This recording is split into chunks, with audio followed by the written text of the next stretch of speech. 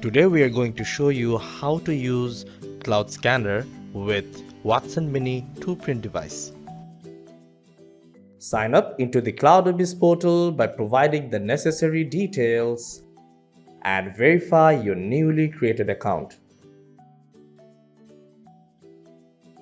Give your company name and the industry it belongs to. You can either choose the trial or subscribe option to sign up. Provide your subscription name, select the biometric modalities you'd like to use and click Save. You will be taken to the payment portal where you can select your desired payment plan. Click on Subscribe option once you have selected your desired plan and then enter your card details to proceed with payment. Go to the CloudScanr tab to download the latest version of CloudScanr.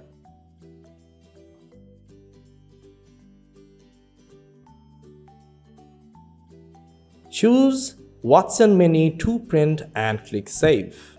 Let's go ahead, collect our subscription keys. For this, you will have to go to the Biometric Information tab and copy and paste the subscription keys in a notepad. Let's go to the CloudScanr tab again and try out the CloudAbyss matching service APIs. Let's go to the CloudAbyss version 12 matching servers and select the authorization API. To access the biometric APIs, first we would need to collect a token and authorize our session. Let's copy and paste the subscription keys. We have just copied it from the biometric settings tab. It seems like it was successful and we have got a token. Let's copy the token which we will be using in our next API calls. We will be trying the register API. Let's paste the token here. We are removing the configurable fields and then pasting the token. We would need the base API URL, which we can collect from the request body of authorization API. As we will be using fingerprint only, so we will be removing request bodies for face and iris captures. Let's remove the configurable fields.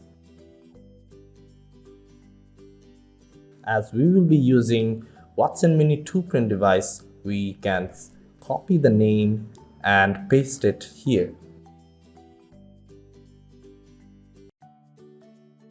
Let's remove further configurable fields that we won't be using here. Let's give a registration ID.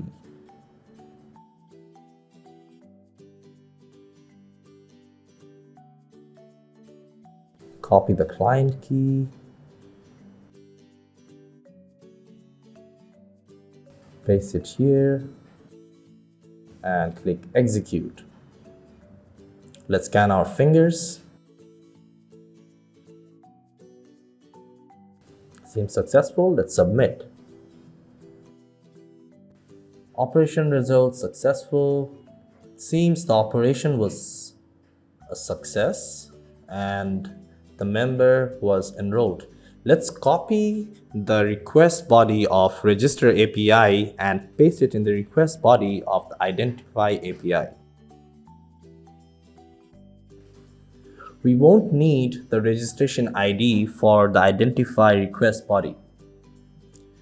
Let's use the same fingers we use for enrollment.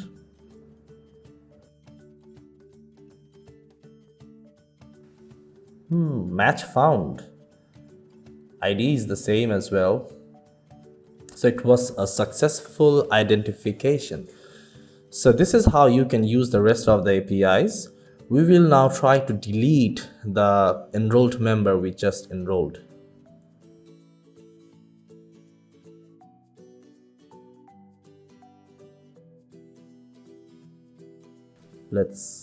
So we need the base API URL, token, client key, and the registration ID. Let's go ahead and copy the base API URL and the token from any of the request bodies we have previously used.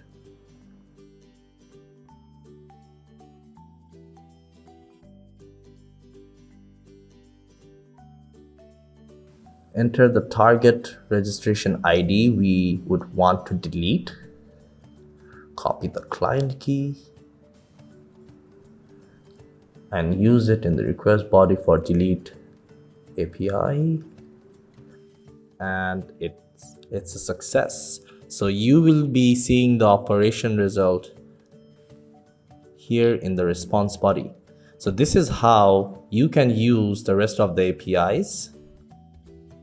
If you face any challenges while trying out the APIs, you can live chat with us here, or you can look for the frequently asked questions in this chat box.